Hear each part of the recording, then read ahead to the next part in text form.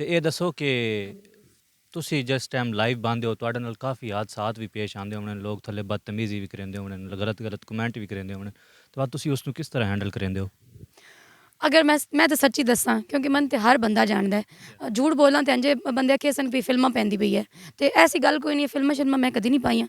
तो अगर कोई आके गल करे तो मैं तो दस भी बंदे मैं जट साहब आखते हैं तो और जट साहब इसी तो याद हैं भी कोई भी बंदा आवन जो भावें कोई वो लैवल अप मतलब अप लैवल का है या डाउन लैवल का है तो रिस्पैक्ट मेरी सेम है, चाहे डाउन लैवल है चाहे अप लैवल है। लेकिन जिस वक्त भी अगर कोई बदतमीजी कर सी या प्यार मुहब्बत वाली गल ते पासे वैसी गया उस वक्त मेरा रिएक्शन यही हो सी गया कि अपनी बहन के दाई होर वन पेश करो। अपनी बहन के दाई और वहीं पेश करो। अल्लाह दी कसम है भाई, मैं छोर हो कि इतना जिगरा नहीं रख सकता जितना कि जट्टी साहिबा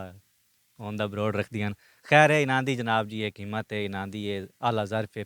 और अच्छा ये दसो कि तुसां जिवें कि गल कीती अगे मारा कूड़ वाली, मैं अजकल तुहाडा वो लाइव ते थल्ले सुनदा कि एक बड़ा दौड़ा भी तुसी पढ़दे रहिंदे हो, कि दौड़ा तो सुना छोड़ो। जी और दौड़ा इंज है कि थोड़ा ना है ना सलीम कैस और कैस द मीनिंग है दीवानी या दीवाना। ते बस मैं वो इंज याद छुड़ना भी मारा कूड़ ते मैं कैस हो जावा पई वे दी रब दी जात है। भाई वे दी रब दी जात है नहीं कि भाई जेड़ा कूड़ मरिंदा वो कैस होंदा?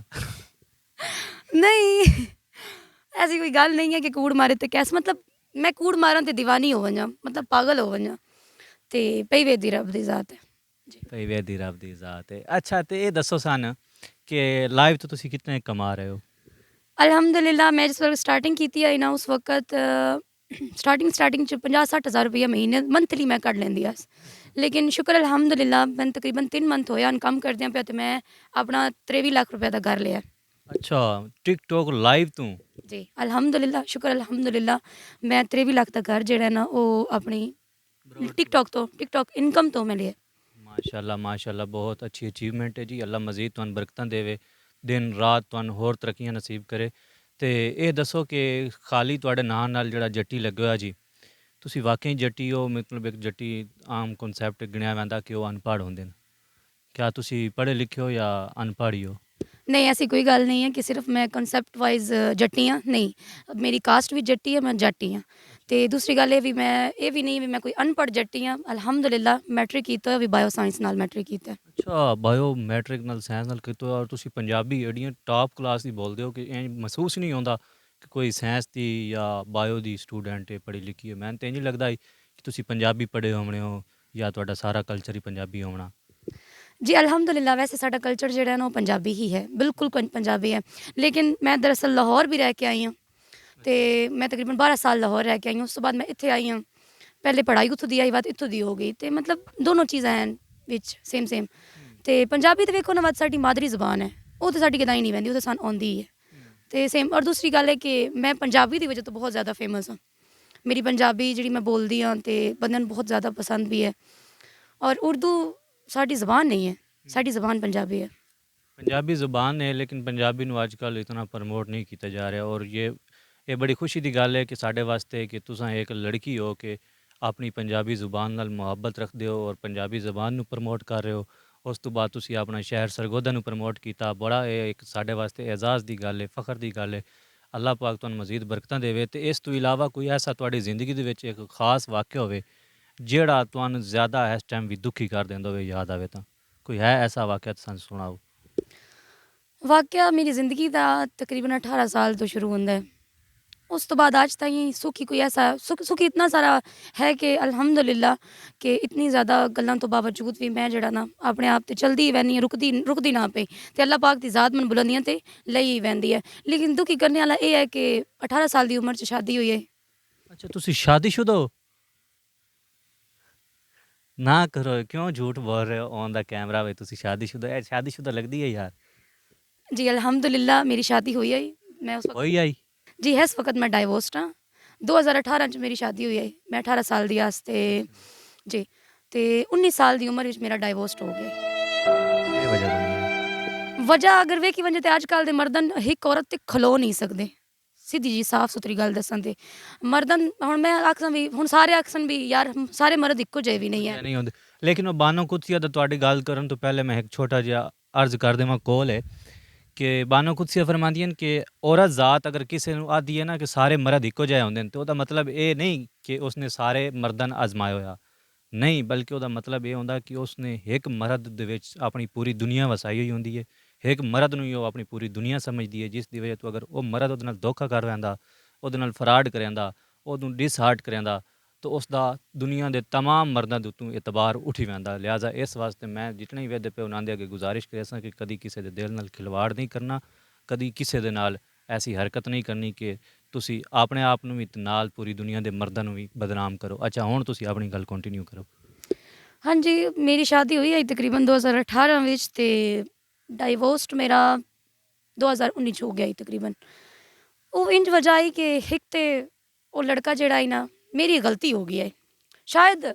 मर्दन बुरी ना लगे भी मेरी वो गलती अगर सही आई कि नहीं लेकिन हकीकत है कि शादी तो पहले शायद मैं उसनों एक गल तो मना किया है या उसनों मैं कुड़ी गई आ सो मेरा वो साथ नप्या या जिमें कि भी मैं उस नाल ना मतलब थोड़ा जिहा मैं उसमें इरिटेशन किया कि भी अगों ये काम नहीं होना चाहिए ਜ਼ਾਹਿਰ ਗੱਲ ਸ਼ਾਦੀ ਤੋਂ ਪਹਿਲੇ ਹੋਣਾ ਹੀ ਨਹੀਂ ਚਾਹੀਦਾ होना ही नहीं चाहिए तो बिल्कुल यही गल आई तो मैं उसनों मना किया तो डैट्स वाई उस अपनी अम्मी मेरे अबू के पिछे मेरी अम्मी के पिछे ला दिता शादी हो गई जी शादी तो बाद उस बंदे जड़े ना अपने असली रंग विखाने शुरू कर दिते मतलब शादी तो लैके पहले दिन तो लैके आखिरी दिन तक उस बंदे वो कम किए ना मेरे नाल मेरी जिंदगी दे विच कि मैं वो कभी भी सोचा ना तो बंदे की रूह कंबदी है कभी भी मतलब कोई एक औरत जात है ना वो गल सोचे तो यकीन मनो दी रूह कंबदी है तो उस तो बाद मतलब उस दूजी गल ये रखी भी उसकी बेटी होई आई उसनू बेटी नहीं चाहिए ਬੇਟੀ ਤਾਂ ਰੱਬ ਦੀ ਨਿਹਮਤ ਹੁੰਦੀ ਹੈ ਰਹਿਮਤ ਹੁੰਦੀ ਹੈ ਤੁਸੀਂ ਆ ਹੁਣ ਜੱਟ ਪਹਿਲੇ ਗੱਲ ਕਰਦੇ ਪਏ ਹੋ ਨਾ ਜਾਇਲ ਬੰਦੇ ਉਹ ਪੜ੍ਹਿਆ ਲਿਖਿਆ ਕੋਈ ਨਾ ਹੈ ਉਸਨੂੰ ਇਹ ਨਹੀਂ ਪਤਾ ਵੀ ਰਹਿਮਤ ਹੈ मतलब ਹੁਣ ਕਈ ਲੋਕ ਨਾ ਜਿਹੜੇ मतलब ਚਟਕਾਨੇ ਬੰਦੇ ਹੈ ਨਾ ਜਿਹੜੇ ਪੜ੍ਹੇ ਲਿਖੇ ਨਹੀਂ ਹਨ ਜਿਨ੍ਹਾਂ मतलब ਬਹੁਤ ਪਿੱਛੇ ਤੇ ਜਿਨ੍ਹਾਂ ਆਪਣੇ ਬੱਚਿਆਂ ਨੂੰ ਨਹੀਂ ਪੜ੍ਹਾਇਆ ਉਹਨਾਂ ਨੂੰ ਕੋਈ ਤਾਲੀਮ ਨਹੀਂ ਦਿੱਤੀ ਤੇ ਉਹਨਾਂ ਦੇ ਬਾਰੇ 'ਚ ਮੈਂ ਇਹ ਗੱਲ ਕਰਸਾਂ ਵੀ ਉਹਨਾਂ ਦੀ ਜਿਹੜੀ ਸੋਚ ਹੈ ਨਾ ਉਹ ਇੰਝ ਹੀ ਹੈ ਕਿ मतलब बेटी ਜਿਹੜੀ ਹੈ ਨਾ ਉਹ ਤੇ ਨਹੀਂ ਹੋਣੀ ਚਾਹੀਦੀ ਕਿਉਂਕਿ ਵੇਖੋ ਨਾ ਬੇਟੀ ਅੱਲਾਹ ਪਾਕ ਦੀ ਤਰਫ ਹੁੰਦੀ ਹੈ ਤੇ ਨਸੀਬ ਅੱਲਾਹ ਪਾਕ ਲਿਖਣੇ ਹੁੰਦੇ ਨੇ ਬਸ ਅੱਲਾਹ ਪਾਕ ਕਰੇ ਕਿ ਉਹਨਾਂ ਦੇ ਨਸੀਬ ਚੰਗੇ ਹੋਣ ਤੇ ਲੇਕਿਨ ਦਰਅਸਲ ਮਰਦਾਂ ਦੀ ਗਿਆ ਹੁਣ ਜਿਵੇਂ ਵੀ ਗੱਲ ਕਰੋ ਨਾ ਉਹਨਾਂ ਦੀ ਇਹ ਸੋਚ ਹੈ ਕਿ ਬੇਟੀ ਨਹੀਂ ਹੋਣੀ ਚਾਹੀਦੀ ਜੀ ਪਹਿਲਾਂ ਤੇ ਬੇਟਾ ਹੀ ਹੋਣਾ ਚਾਹੀਦਾ ਬੇਟੀ ਹੋਵੇ 3 ਬੱਚਿਆਂ ਤੋਂ ਬਾਅਦ ਹੋ ਜਾਏ ਜੀ ਬੇਟੀ ਹੋ ਜਾਏ मतलब ਇੱਕ ਫਾਰਮੈਲਿਟੀ ਪੂਰੇ ਕਰਨੀ ਚਾਹੁੰਦੇ ਨੇ ਕਿ ਚਲੋ ਠੀਕ ਹੈ 3 ਬੱਚੇ ਹੋ ਗਏ ਤੇ ਇੱਕ ਬੇਟੀ ਵੀ ਸਾਡੀ ਬਣਦੀ ਹੈ ਲੇਕਿਨ ਇਹ ਗਲਤ ਹੈ ਗਲਤ ਖਿਆਲਾਤ ਹਨ ਬੰਦਿਆਂ ਦੇ ਕਿ ਜਿਸ ਵਕਤ ਇਹ ਬੁੱਢੇ ਹੁੰਦੇ ਨਾ ਮਾਂ ਪਿਓ ਬੁੱਢਾ ਹੁੰਦਾ ਤੇ ਉਸ ਵਕਤ ਵੀ ਸਾਹਮਣੇ ਵਾਲੀ ਜਿਹੜੀ ਜ਼ਾਤ ਹੁੰਦੀ ਹੈ ਨਾ ਉਹ ਬੇਟੀ ਦੀ ਹੀ ਹੁੰਦੀ ਹੈ ਜੀਆਂ ਸਮੇਂ ਦੀਆਂ ਪੁੱਤਰ ਛੋੜ ਵੈਂਦੇ ਨੇ ਇਹ ਗੱਲ ਅਖਾਣ ਵੀ ਬੜਾ ਪੰਜਾਬੀਆਂ ਦਾ ਨੇ ਇੱਕ ਬੜਾ ਵੱਡਾ ਕਿ ਪੁੱਤਰ ਕੋਈ ਨਹੀਂ ਬਣਦਾ ਤੇ ਧੀਆਂ ਬਣ ਵੈਂਦੀਆਂ ਬਿਲਕੁਲ ਮਾਂ ਪਿਓ ਨੂੰ ਸਾਹਮਣੇ ਵਾਲੀ ਬੇਟੀ ਹੀ ਹੁੰਦੀ ਹੈ ਮਾਂ ਪਿਓ ਨੂੰ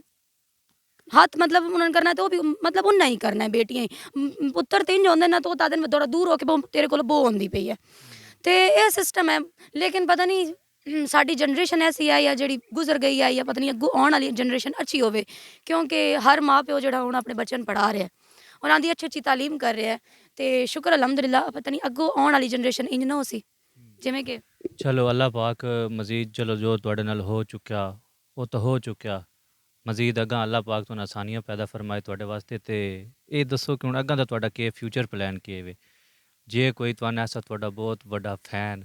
ਤੁਹਾਨੂੰ ਬਹੁਤ ਜ਼ਿਆਦਾ ਚਾਹਣ ਵਾਲਾ ਤੁਹਾਨੂੰ ਸ਼ਾਦੀ ਵਾਸਤੇ ਪ੍ਰਪੋਜ਼ ਕਰਿੰਦਾ ਤੇ ਤੁਹਾਡਾ ਕੀ ਰਿਐਕਸ਼ਨ ਹੋ ਸੀ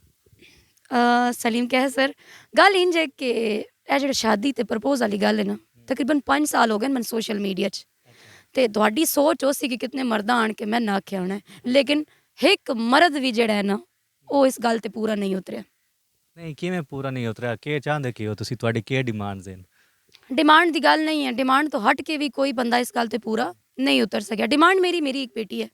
अल्हम्दुलिल्लाह मेरी डाइवोर्स के नाल ही हो गई है और माशाल्लाह 5 साल की हो गई है तो बेटा है मेरा लेकिन वो मैं अपने भाई को ले हुआ क्योंकि मन शादी करने की कोई इतनी जल्दी नहीं है शादी मैं करना ना चाहती और दरअसल मेरी बेटी का फ्यूचर भी है कि कल वो अकल ही ना रहे उसनों ये ना लगे भी मैं अकल ही या मेरा कोई भाई नहीं है डैट्स वाई मैं जरा ना अपनी मतलब बेटी वास्ते अपने भाई को वो बेटा ले आए कि मतलब ये दोवे भैन ਵਿਰਾਹ ਹੋਵੇ हाँ जी भी उन्होंने ना ਉਹਦਾ ਬਿਰਾ ਹੋਵਨ ਜੇ ਉਸਨੂੰ ਕੱਲ ਨੂੰ ਇਹ ਨਾ ਮਹਿਸੂਸ ਹੋਵੇ ਕਿ ਮੇਰਾ ਭਾਈ ਕੋਈ ਨਹੀਂ ਹੈ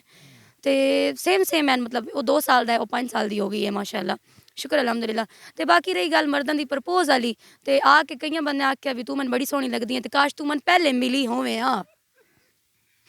ਅੱਛਾ